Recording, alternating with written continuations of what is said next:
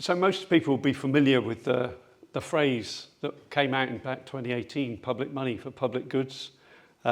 Just so that we're all on the same page, if we unpack it a little bit, public money, that's the taxes we pay all into the central pot. And what we mean by a public good, that's something that the market doesn't pay for and that we can all benefit.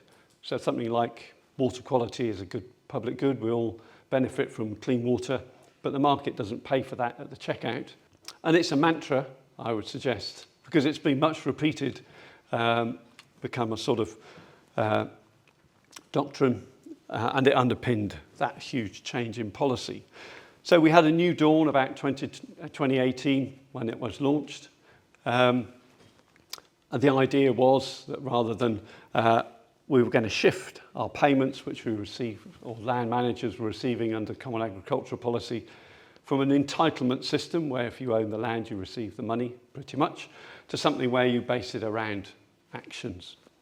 And that was the new scheme, ELMS' Environmental Land Management Scheme, as they now call it. What that meant was there was a widening of what we were referring to as a public good under our agri-environment scheme. So before, it had really been about biodiversity, and that was the dominant part of that funding. Water quality was included under the scheme, but now we were going to include things like soil management and climate mitigation alongside landscape and access. So a much burdening and broadening of what we referred to as a public good. The focus talk about was actually we need to retain and manage things as much as we need to recreate and restore everything. And that was great. And we were going to do this through this blend of public and private money, building on the experiences of water companies, which would be involved in sort of payment for ecosystem services aspects. So that sounded all great, and we were all getting very excited, and there was a lot of enthusiasm and goodwill behind all this, right across the spectrum, and in some senses there still are. But there were challenges, and some were pretty evident at the beginning. So this is picking up the work that Janet mentioned with Rob Berry, who's our data science GIS expert. So when we had basic payment scheme, for just quick skim of the detail, that was about 75 to 80% of our payment under CAP. The agri-environment schemes were what was left, so sort of 20%. We were going to reduce over seven years the entitlement type payments, which left us with a scheme like this. You see the column of 2020, everyone was receiving their full amount if you were entitled to it.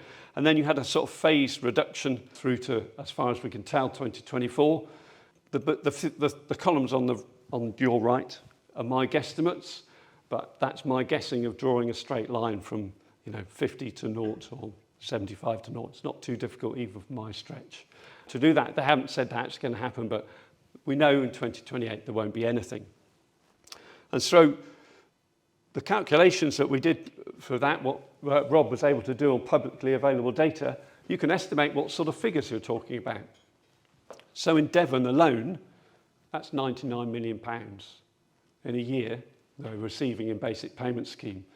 So if you took that across Cornwall, Devon, Somerset, Dorset, and that phasing out, you're looking at over £880 million was changing. Now, the point we made in NICEA was that's a massive disruption to the rural economy.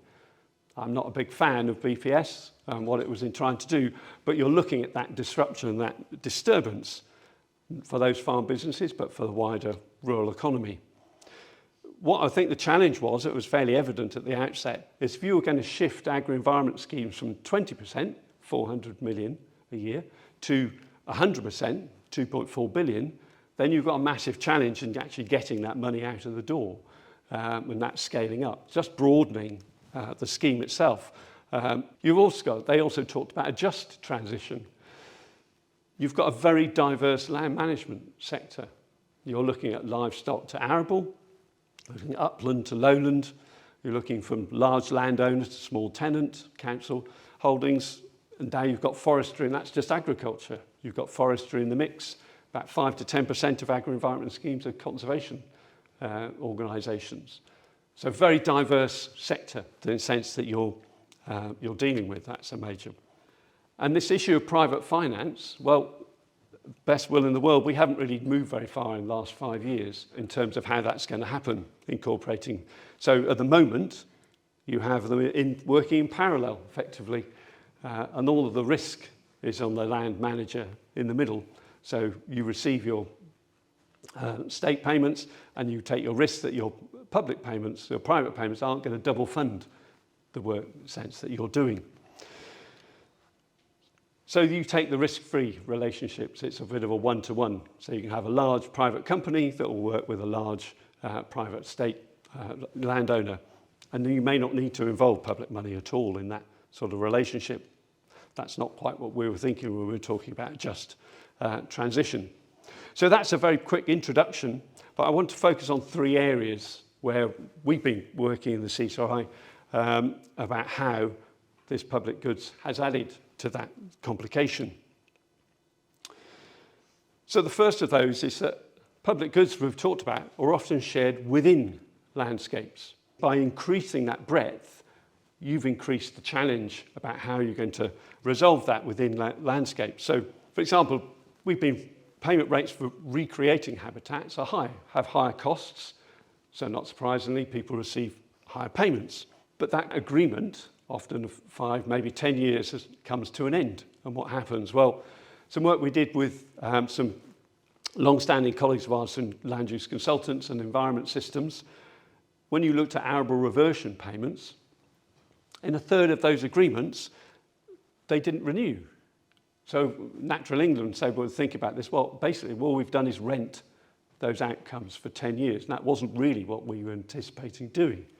Well, the reason for that is quite straightforward in a sense. So those costs are high when you're recreating, and that was recreating a habitat.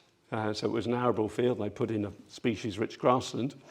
So at the end of that, the biodiversity isn't so good, but then you're not going to have a massively rich meadow at the end of 10 years. The biodiversity value is low, but the other values are really high. So it could reduce flooding, could increase water quality, it could store carbon, probably does if it's going to stay as a grassland rather than return to arable. So we're looking at value in our schemes are still fixed for biodiversity, not valuing other things. So when you've got a habitat, how do you manage it? So this is some work that, again, we were involved with the partners there, World Wildlife and Wetlands Trust and FWAG, and this Flourishing Floodplains project. So this is Debbie talking about her floodplain meadow.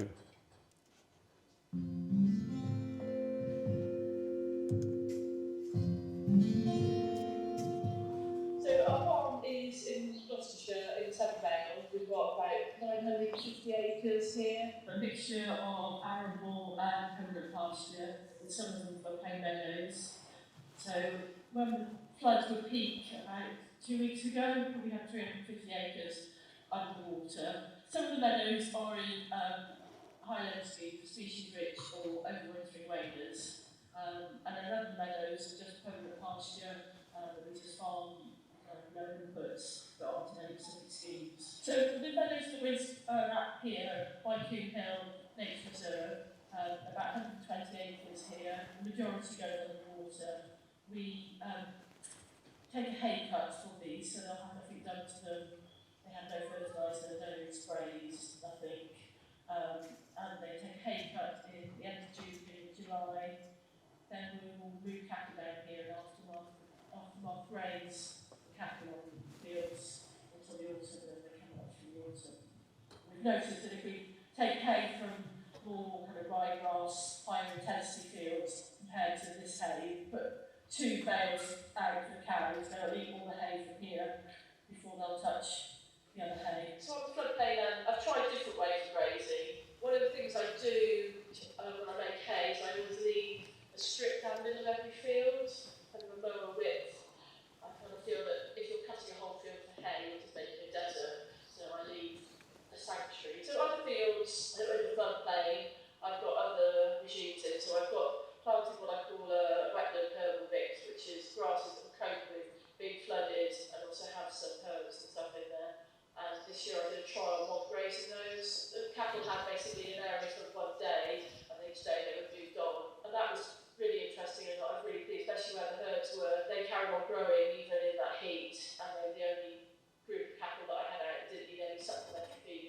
I'd like to, different bits of the floodplain managed in different ways. Some more data-friendly HLS, some more intensive but on the regenerative side. I have been asked whether I want to kind of restore some of the more intensively farmed meadows to make them species rich, but I think if you take everything as species rich, it changes the balance of the farm. I think that you can't have all, it's got to have that balance between different ways each to farm. I'm trying to improve grazing, reduce fertiliser use on the planning, but no back fertiliser on the whole farm this next year, and trying to do direct drilling and all sorts of other regenerative things, but the meadows, they're good how they are. I'm pleased with them. They produce, people want to come and take brush off to succeed and re-hay for them to make other fields good, so I'm happy with the meadows to stay how they are, really.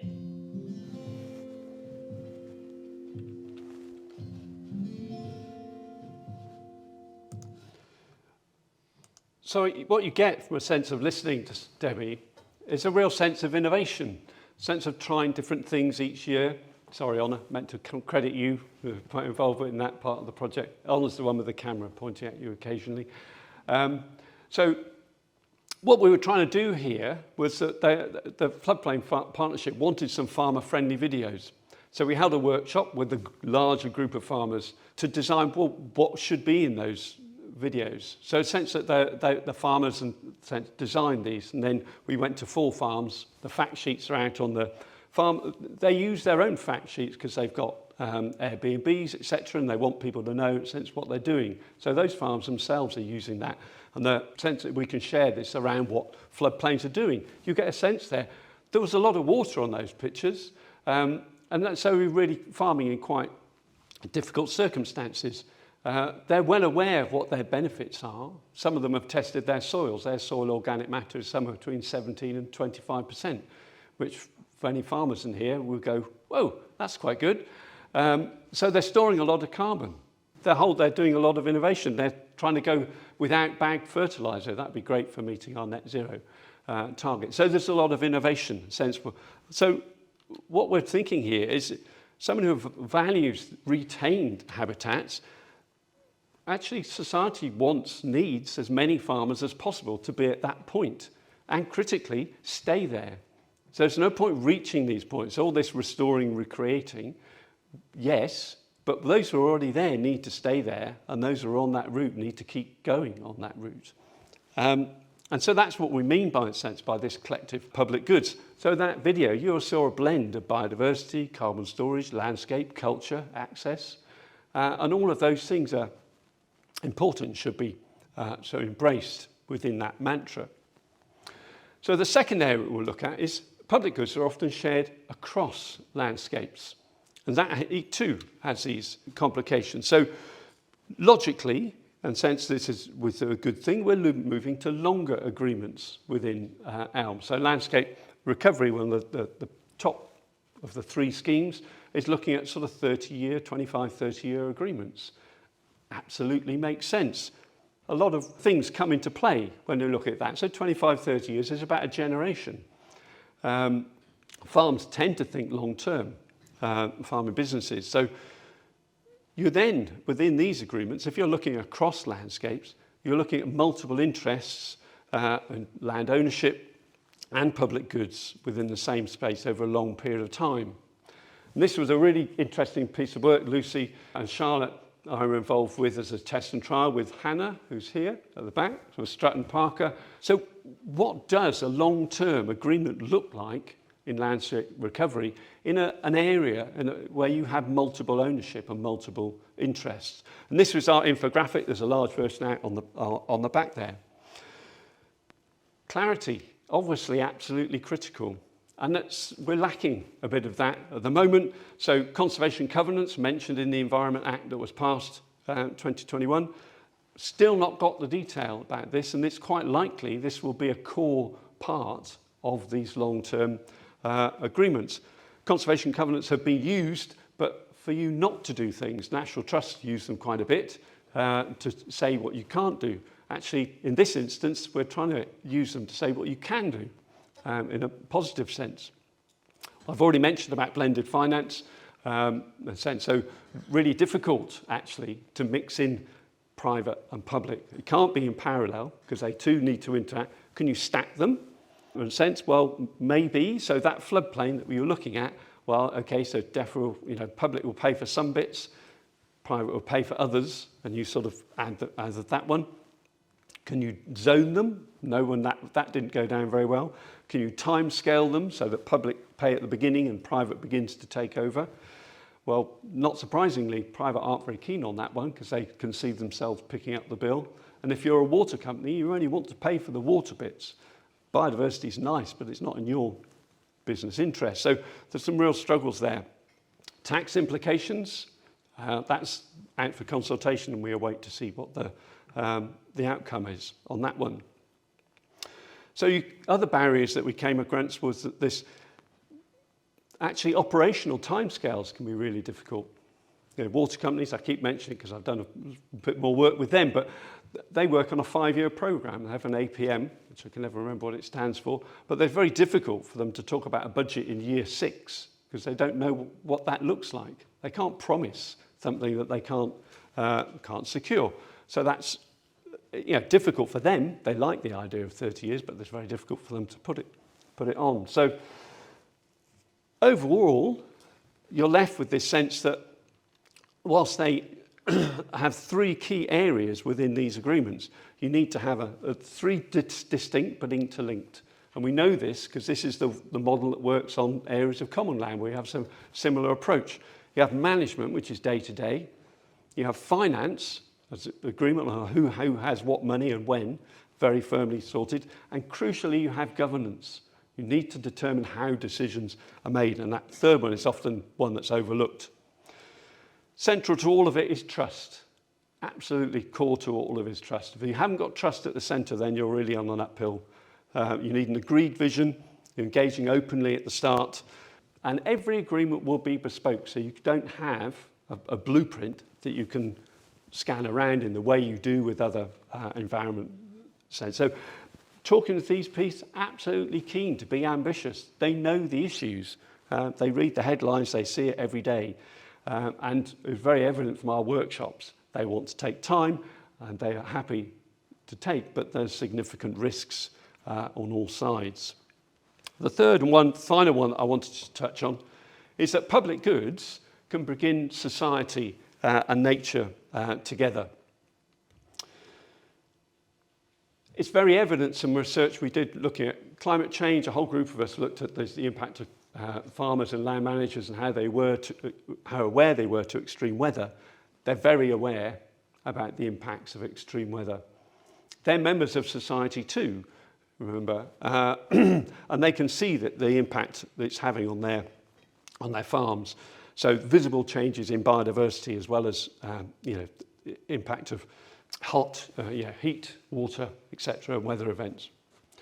ELMS now has the capacity to bring together climate change, biodiversity, health and well-being issues under this one umbrella, and they can see the celebration for that. But we have to remember that these interact and sometimes they'll have a negative impact on one another. So again, this is a report which is just coming out. So with land use consultants and environment systems and a group called Researchbox, who based locally, who do lots of market research. So land use consultants had some photographs. The current one is on your left. And then they tweaked it to show what it could look like in the future. And we did some really innovative workshops or led online. Got everyone to just sketch out their ideal landscape. Everyone has a little old building, a stream, some flowers, etc. They all look remarkably similar when people tended to do that. But when you came to show them pictures like this, particularly around water, this suddenly stream becomes a little bit unsafe.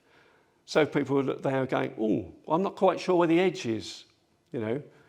My young son, in my case probably teenager, what would the edge of that would be? And water's lovely, but it can be dangerous. And and they're well aware that water, that picture is a snap in time. It could be a trickle, could be much bigger, could be a lot less volatile. So people are, again, a willingness to engage and embrace and understand change and understand what it's for. So this interaction between public goods, I think, is really important, but understanding that they want to, to do that. And lots of recent projects that we're having, and several, so Josh and Annie are involved in this, a little bit more of a citizen science approach. There is room for public engagement and the range of knowledges. And okay, you're probably wondering why I've got that's Mary Queen of Scots in the corner there. So why on earth I've got that? Because I constantly have to remind myself that even though I'm in academia, the benefit of doing transdisciplinary or participatory research is there's often someone in the room who knows more than you. So the reason I put that Queen of Scots is, what do a musician, an IT expert and a patent have in common? Well, it took them to crack the code of Mary Queen of Scots letters. They'd never met. In their spare time, they happened to crack code. And they came across an approach which had mystified historians for 400 years. It's a fascinating story. Look it up.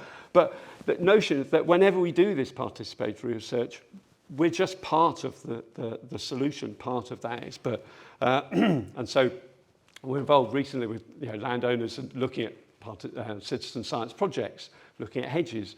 And there's lots of people there who come along and they'll know far more. I may talk a little bit about herbal lays, but there are others there who know much more about these things. And so what you end up with is this focus on dialogue and collaboration, and sense that potentially this new scheme, this public money for public goods, you could end up with something that brings people together and sense to find these combined solutions. But as ever, this aspect is really difficult. Where's the value for money? Where's the Treasury hold the purse strings, or all of this end up?